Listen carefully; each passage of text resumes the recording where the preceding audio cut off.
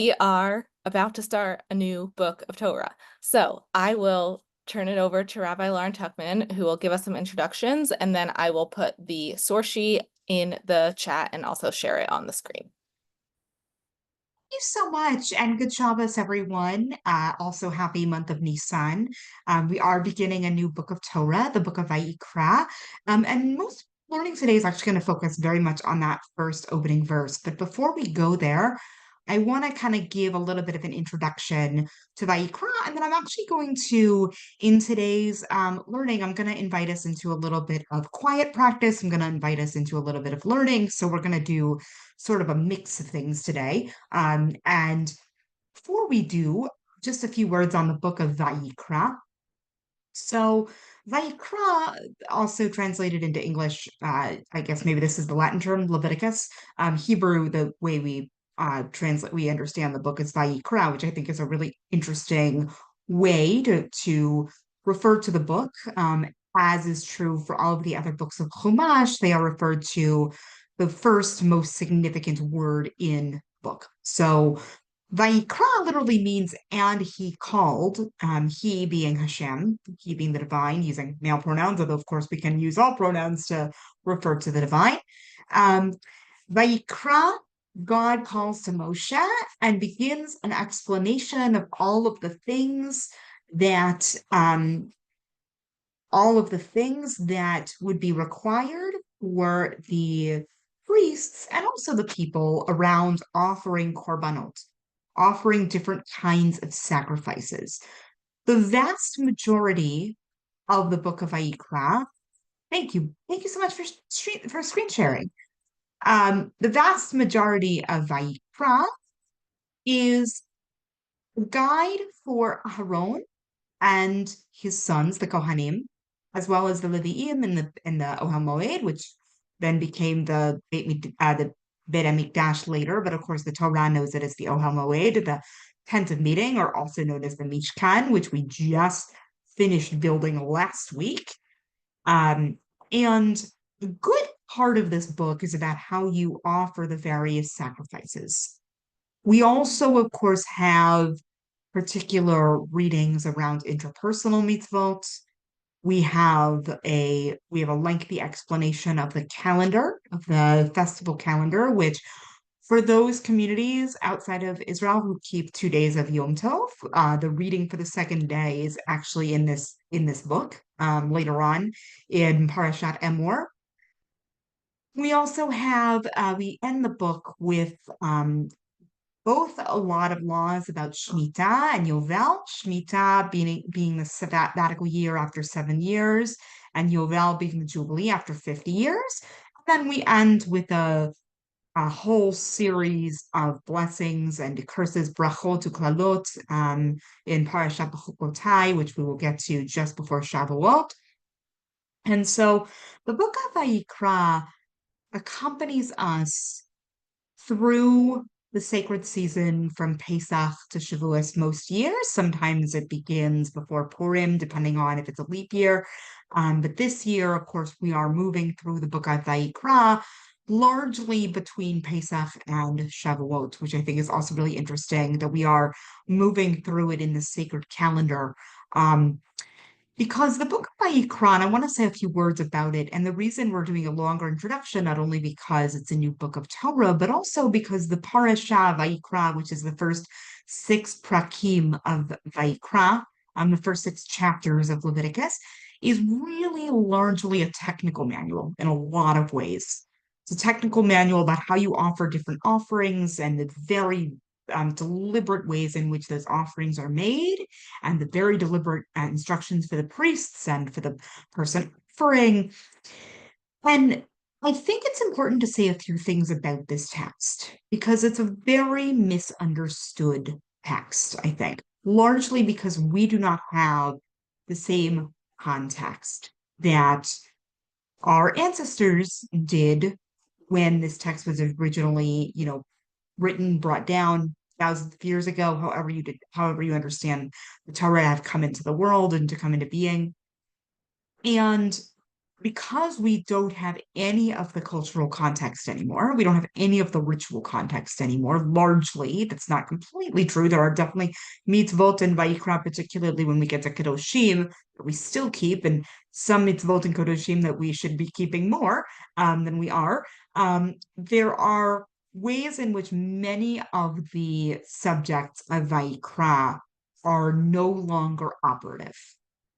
And so, in some traditions, because we understand that prayer, and we'll talk about this in a minute, that prayer has replaced a lot of these offerings. So, the rabbis have the creation of 3 prayer services a day, usually on most days, sometimes 4 on holidays and Rosh Chodesh, and other times when Musaf is said and Shabbat. But the 3 prayer services are generally paralleling the times when sacrifices were offered.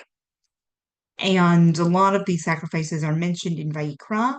There are also, importantly, sacrifices in Vayikra that are offered, korbanot that are offered for particular behavior, whether that has to do with a chatat, a zevach shlamim, or an asham. There's a lot of debate about the difference between a chatat, a sin offering, and a sham, a guilt offering, and the ways in which those are offered and for the reasons why those are offered. And there are also offerings like the olah, burnt offering, or the zevach shlamim, the well-being offering, which I think is a really interesting offering to explore. Um, and these were offerings that were made as a means of coming close. The korban comes from the Hebrew shoresh kuf resh bet, meaning to draw close to. People would bring the best of what they had, and usually that meant their most prized animal. And I want to just bracket that for a lot of people, really thinking about animal sacrifices is difficult and maybe a little squeamish, and a lot of us are very glad we're not doing this anymore. And I think it's really important to understand the ritual role that it had in its time and place, and to think about what pieces of this we can really understand in our own time. So the of drawing close, of lekarev, of coming close, is exactly what the sacrifice was. This is how the Israelites drew near to the divine, would actually bring these prized offerings to the Ohel Moed, to the tent of meeting, and they would be offered. And that offering had a tremendous effect on the individual because, again, you are giving over something that is very precious to you in service of the divine. And there was certainly a way in which that affected the person's feeling of closeness, of connection.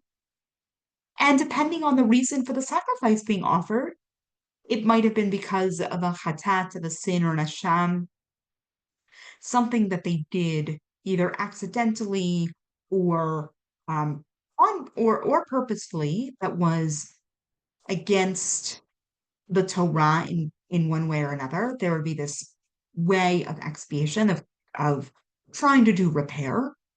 And interestingly, Alan Cooper of JTS argues that the Asham could be understood as a liability offering. Some people think of the Asham as the reparative offering as opposed to the Chatat, which is more for a direct sin offering.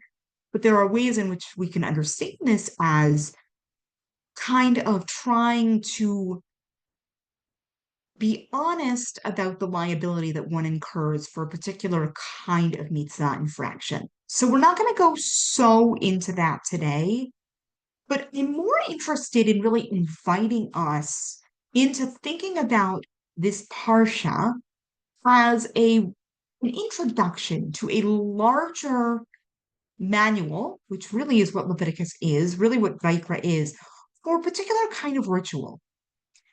And I think that often especially those of us who have been in very Protestant heavy cultural contexts tend to really disregard ritual or think of it as sort of a nice thing that we can kind of put over there.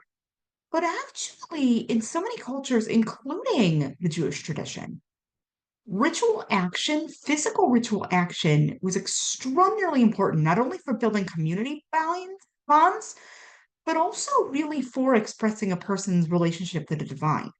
Um, this is not to say that we necessarily want to return to animal sacrifices. Personally, I'm quite happy we are not there, and personally, I hope we never return there.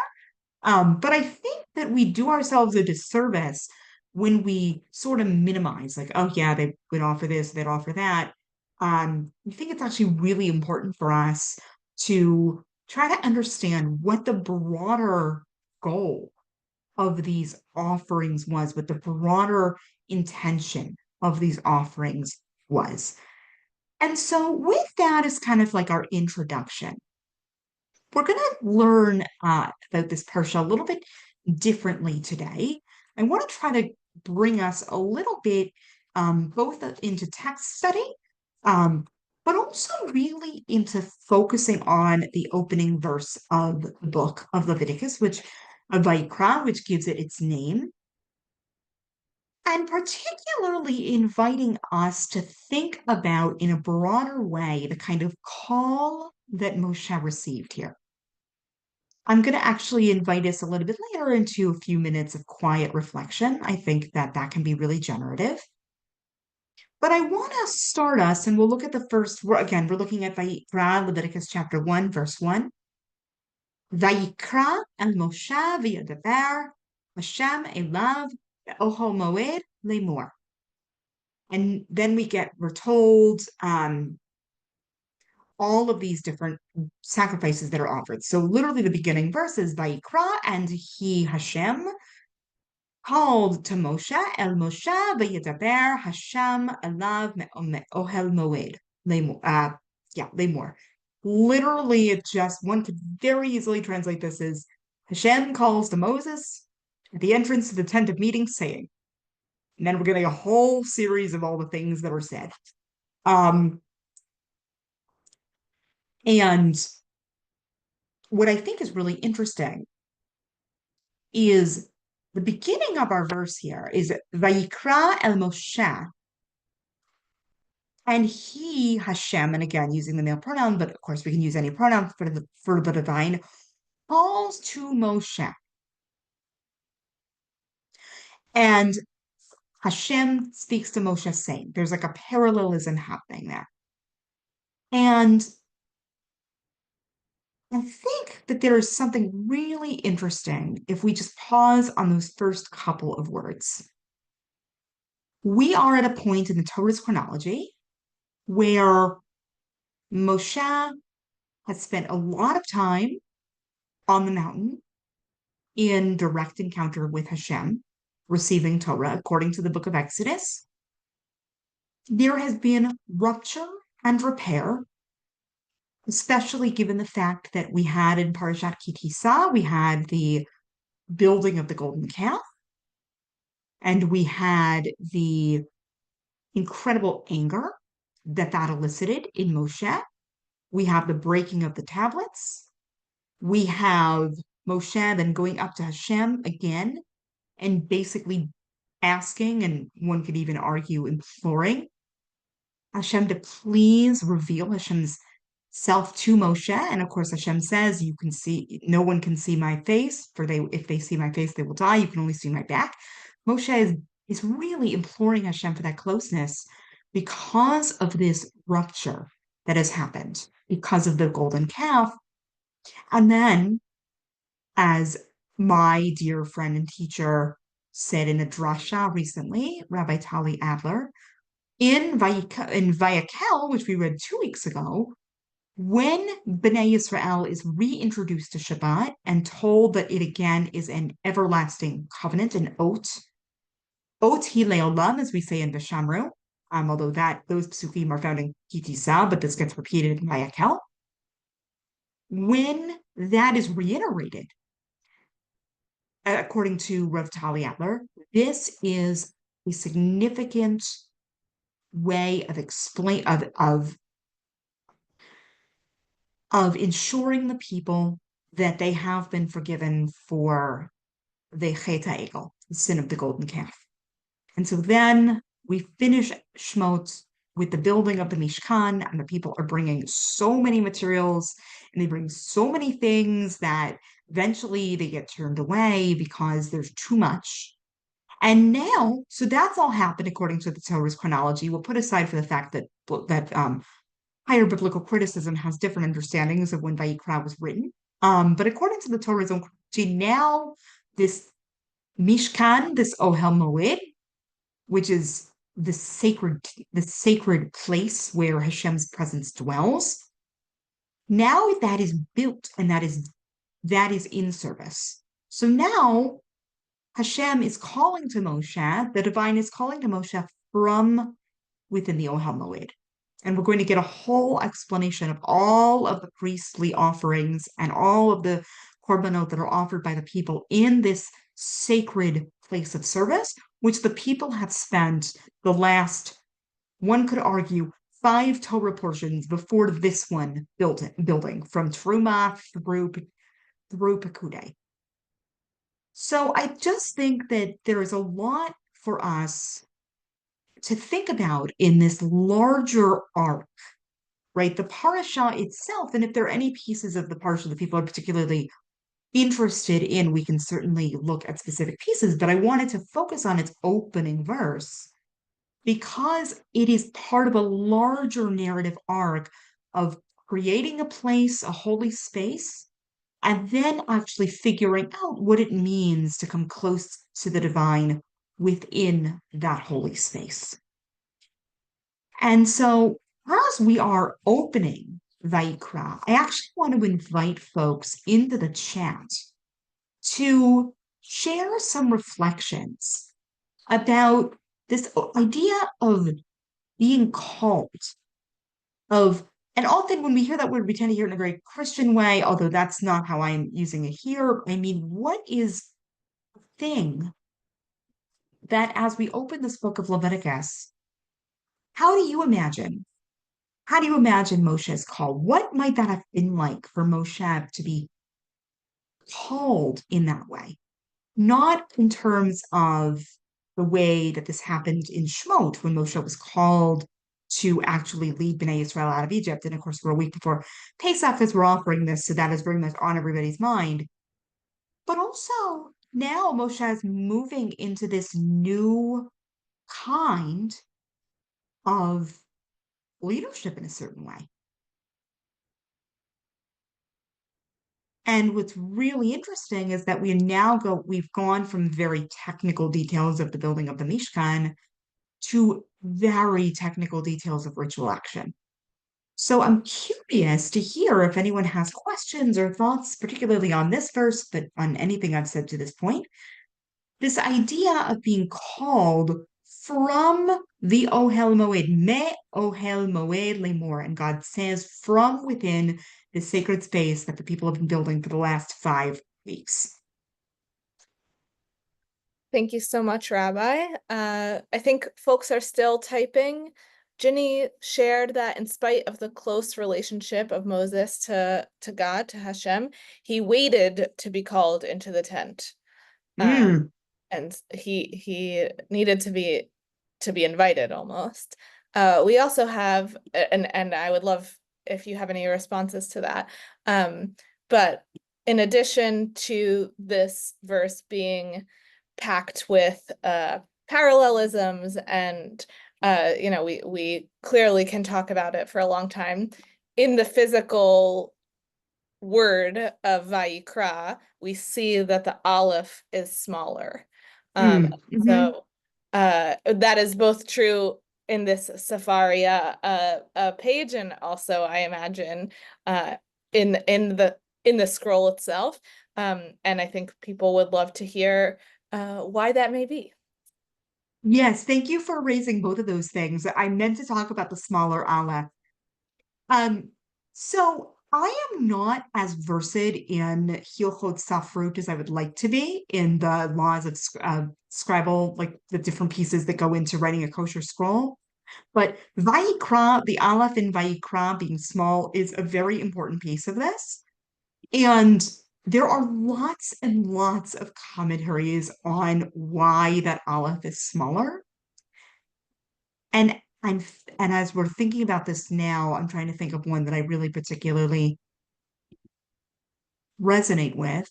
I really would encourage, actually, folks who are interested in Hilchot Safrut to learn more about that because it is extremely, just as this book is, it is extremely detailed. And I think it has to do, that smaller Aleph has to do with actually what was brought up earlier around Moshe kind of waiting a little bit, which is really interesting because I think we tend to gloss over this, right? Vayikra el Moshe, right? And Hashem called to Moshe because we've just had for the last couple of weeks this really close connection between Moshe and God. We also, of course, have, and I think it's really important to remember this is very important in our tradition, that our tradition specifically does not make known, we do not know where the burial place of Moshe is. It says that even at the end of Devarim, lest we create some kind of mythic, idolatrous figure out of Moshe. So there's this really interesting kind of push and pull, I think, that happens between this call, Moshe's response, Moshe's giving over these offerings. It's also an interesting thing because we've moved in some ways in Shmot from a very, very collective experience, right? We have the revelation of Torah, then we move from there into Mishpatim, where we have the laws of how to make a society function, and then Truma through Kudai with a little bit of narrative break, actually a very important narrative break in Kitis, is very collective. And as my teacher Micah Streifer mentions in a recent drash on Vayikra, many of the offerings in Vayikra are also thought of as collective, and as is prayer, often thought of as collective, although prayer is also individual. Um, but there are ways in which Vayikra kind of narrows itself a little bit, right? Because we have in our parsha, we do have the ability for people to make these offerings, but ultimately, the Kohanim play a really important role in the Ohel Moed. It's not like you can just walk in, right, as a normal Israelite and be like, I'm going to make an offering, or I'm going to make a Zevach Shlamim offering. Like, you don't just kind of do that, right? There are ways in which that's the functionality of the Kohen. You bring that offering to the Ohel Moed, which is then handled by the Kohen. So we have an interesting way in which we've gone from the narrative arc being more collective to, at least in this beginning of our book of Leviticus, this will shift a little bit as we move into the latter part of the book. But for a while, we are going to be really focusing on the Kohanim. And so I think that that also kind of helps us understand like the push and pull between the relationship between Moses and God, and also how the people understand their relationship with the divine. Because as we, again, and the reason I'm bringing us back to other Parshiot is because Parshiot are deeply interconnected. Nothing is like standing on its own. So the Parshiot that precede Vayikra are all about the people trying to figure out what our relationship is with Hashem. You know, we don't want to get too close lest we die. So please send Moshe up the mountain. Moshe goes up the mountain. Moshe's up there a long time. And the people are like, oh my gosh, is Moshe ever coming back? Moshe comes back and is furious because there is an Egel Hazahav, a golden calf. And the interesting thing here also, which I want to name, which about this parsha, is that Aaron takes pride of place here. But only a few parshiot ago, in the incident of the Chet Egel, the sin of the golden calf, Aaron basically helps create it and tells the people, go get your jewelry. There's a very famous midrash that I remember learning as a teenager that the women did not contribute, hence why women observe Rosh Chodesh. That's a total sidebar, but Aaron basically says to the people and presumably the men, although it doesn't distinguish in the Torah, but that's the latter rabbinic understanding. Go get your jewelry and bring it over here, and I'm going to create this molten calf. And so it's very interesting how the Torah almost like forgets all of that. And Aaron kind of returns to his place in the larger arc of serving in the role of a Kohen. And it's just a very interesting way of navigating the differing understandings of how the people relate. So I'm going to pause there again because I'd love to hear more comments from others. Sure. I think there's a lot of comments happening, but I think people are resonating with the idea that this is a collective, people are being called in a collective way, but also it's an individual call. And so I think this is a moment where when we as readers are also thinking about what that means for us in today's world. Yeah, I should move us there. It's a great segue. Thank you so much for that. Because, you know, these parshiot, Vayikra and Tzav, I mean, I sort of feel badly because Tzav, which is the next week's parsha, falls on Shabbat Gadol, so I doubt that there's going to be a ton of new commentary on it this year because everybody will be focusing on Pesach. But thinking about kind of how we move in, how we think about these two parshiot, the first two parshiot specifically of Vayikra in our modern world, right, where we literally do not have any of these infrastructures anymore. We're not offering any of these offerings. There are some folks who, as part of their prayer practice, will read rabbinic texts from Vayikra as well related to the offerings. But in actual practice, these are not offered anymore. We don't have a mishkan. We don't have a temple. The rabbis have done ingenious work in making our tradition portable. So what does it mean? But there are so many questions that are asked in this parsha, right? There are questions that have ritual answers that are actually not only about relationships between human beings and the divine, between Adam Lachaviro, between Adam Lamakom, between human beings and the divine, but also, and Leviticus will talk about this more later in the book, but I think it's worth talking about now also as we're opening, um, ways in which we are out of alignment with other human beings.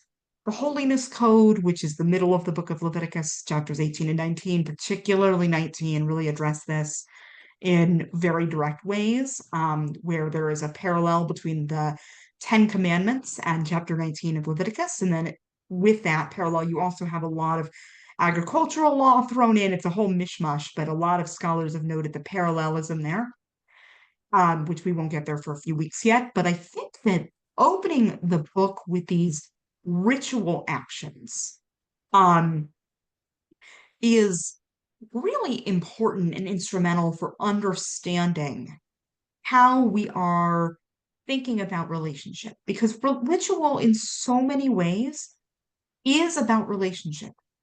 If you're bringing an asham or you're bringing a chatat, you are out of relationship. Now, in this case, with the divine, it specifically says in the Parashat in the Torah that, if you're bringing a chatat or an asham because you have done something that is out of alignment with with what is being instructed. Um, and we'll get more what that means later on. But I think there's also in our modern world, there are ways in which when we are out of alignment, and again, this feels kind of like an Elul shiur, but honestly, I think it can happen really any time of year. How do we repair? Fundamentally, that's what this parsha is generally asking. How do we repair? And all of these instructions for what do you do if it's from the cattle or if it's from the sheep or if it's a goat offering and like there's a whole process.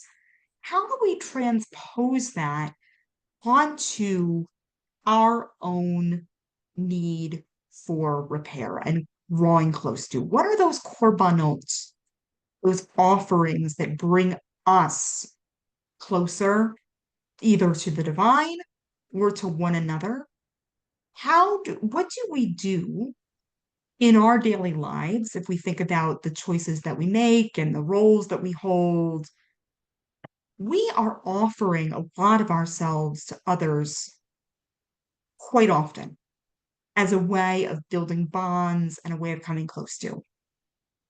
And as we are nearing Pesach, because we can't do a shiur a week before Pesach without talking about it, and we can kind of move in this direction a little bit, as we're going there, and we're going to be spending time during this holiday with people that maybe we don't see very often, or maybe we don't really align with, especially at a time that is as divided, both internally in the Jewish community and externally, as the time that we are living in. What are some things that we can do, kind of using our parasha's frame as a model to draw close, not to necessarily, this is not about papering over really important issues for discussion. This is not about some kind of performative, we're all going to get along, even though, underneath it all, we're seething, right? This is a genuine figuring out of what can we bring of ourselves? What is the offering of our heart? Because remember that these offerings came from the heart of our ancestors. These were their prized, this was a wealth transfer. I mean, to use a very potentially loaded term, they were bringing their their prized possessions. This was a donation, but it also was an offering that they would never get back. And so there was a real give and take and a real sense of interdependence and interconnection with the world that a lot of us don't have in the same way. And I think causes a lot of our own inner restlessness. And I think that our Parsha can actually offer a model. We can't, transpose it exactly because we're in a totally different context and we don't have the temple and we don't have the Ohel Moed. We're not making these offerings. But if we think about what we could be bringing forth, what our korbanot could be, what our call is, this can kind of give us a little bit of a frame for that. I'm going to again pause because we only have 10 minutes, so I've spoken a lot, which was not my intentions. I really want to hear from others in these last minutes together. Great. Thank you so much, Rabbi. So much to think about. I know the chat is busy, but I think that rather than me attempt to give voice to your questions and insights, I will invite folks to raise their Zoom hand and we can call on a couple of people. Yeah, and the way we'll do this is I want to hear as many people who want to offer. So we'll just please keep your questions concise and we'll hear as many of them as we can, and then I'll just close with a response.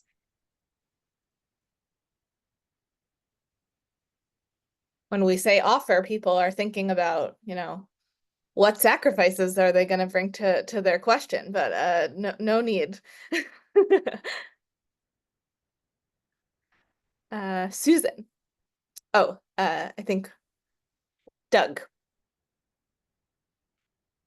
Are you able to mute? Great. Do you really feel, and this has been my question throughout, do you really feel that prayer is a replacement for sacrifice? How can prayer really be a true replacement? What are we giving up in prayer comparable to what people gave up in their sacrifices? Thank you.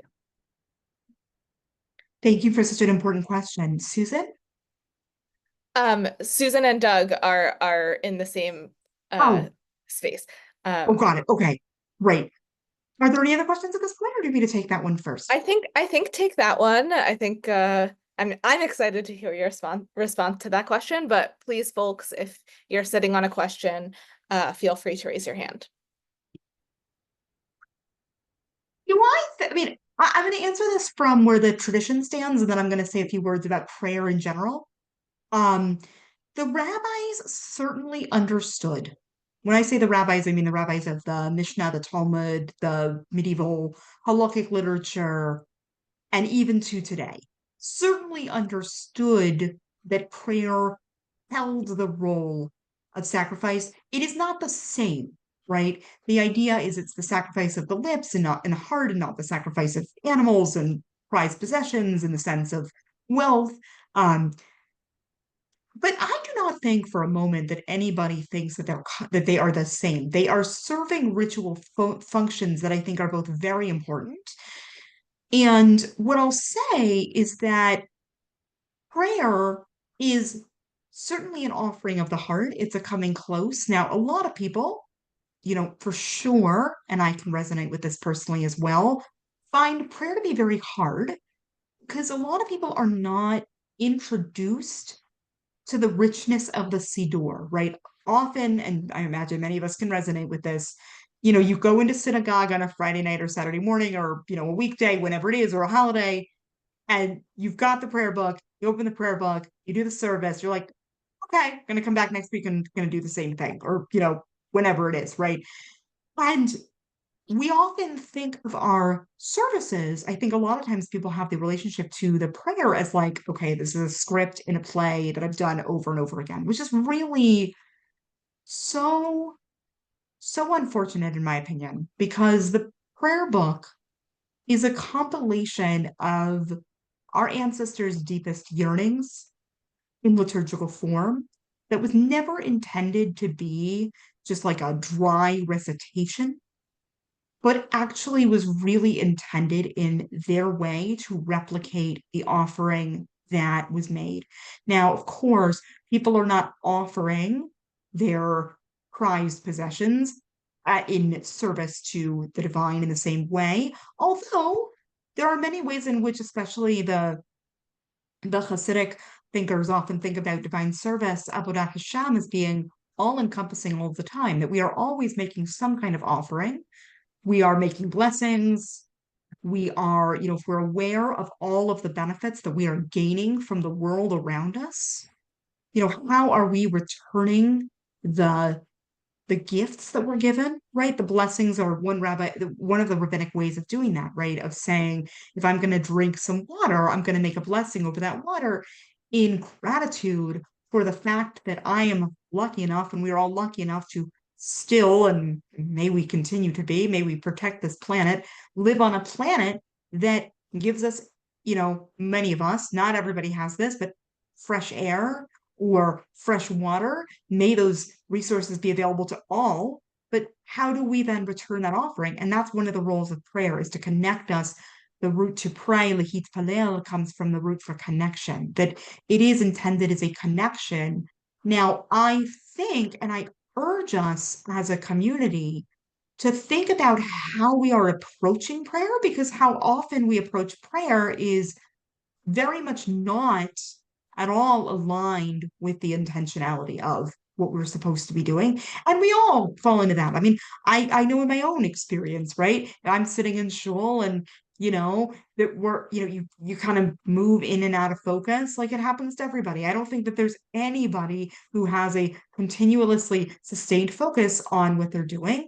But I think that that's one of the intentions. And so prayer itself doesn't, we're not offering the monetary value of the sacrifices that our ancestors were, but it is an invitation to us, right? Every morning there's a minyan that I am aware of where every single morning that, that's not Shabbos, there is a tzedakah box right after the Amidah, because the idea is we are making an offering. We're making a korban in that way. And we can do that every day, little by little, as a small way of replicating what was done. Also, we can think broadly about our larger service in the world. What are other ways that we can be offering more of ourselves and more of our resources? That's fundamentally what this is about. How do we do that? So that's what I really want to leave us with. Great. We'll take We have one two more. hands raised. Okay. If folks can be very concise, I'll take both of them. And then if there's time for response, great. And if not, we'll close there. Great. We'll go to Arnold and then Andrea. Sorry. Okay, I apologize. Uh, in terms of what the rabbi just said, why doesn't God ask people in terms of a sacrifice to give to others who need, as opposed to just sacrificing an animal to this spirit? It feels almost like it's no different than any other ancient religion in terms of these sacrifices, whereas there's much more that could have been done. Thank you so much for your question. What is the final? We have one other hand raised. Andrea. I don't I think everything you said about interacting with the prayers and with the service is really important. But in terms of sacrifice, the most prized possession that I have is time. And I don't pray 3 times a day. I'm a Reformed Jew, and when I go on Shabbat, that's really good.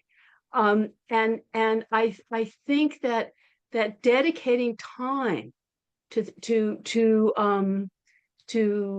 connecting to God, to connecting, and our service requires a minyan, to connecting to the community is not a it's a sacrifice, but it's not really a sacrifice. And in a way, I think maybe our ancestors who gave up their hairy goats, maybe to have the closeness to God, it didn't feel like a sacrifice in that sense of giving something up.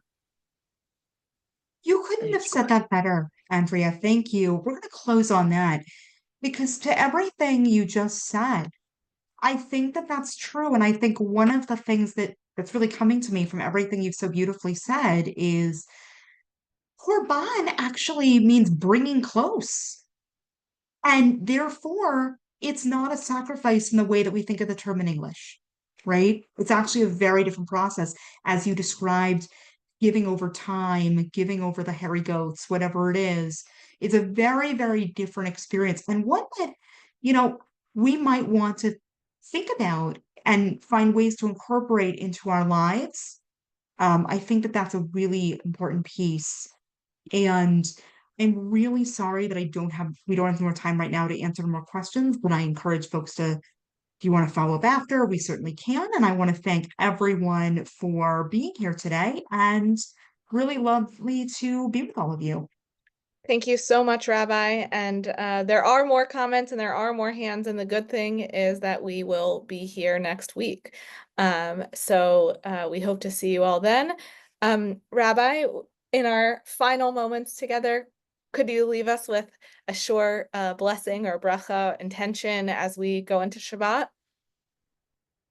Yeah, as we're moving into Shabbat, I just want to encourage folks to think about what does it mean to you to bring close? What does it mean to you to draw close in whatever way that aligns? And to think about, what that process was like, the time that these laws were operative and how it can be for us now. Thank you so much. Bye-bye, everyone. Shabbat Shalom. Shabbat Shalom.